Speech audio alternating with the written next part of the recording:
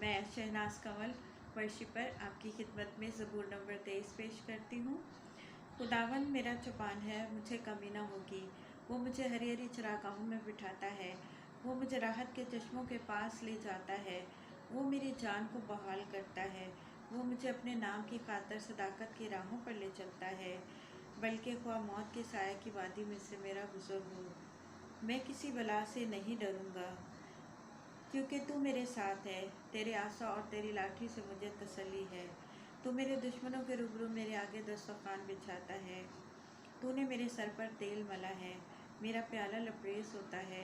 यकीनन भलाई और रहमत उम्र भर मेरे साथ साथ रहेंगी और मैं हमेशा खुदावन के घर में सुकूनत करूँगा।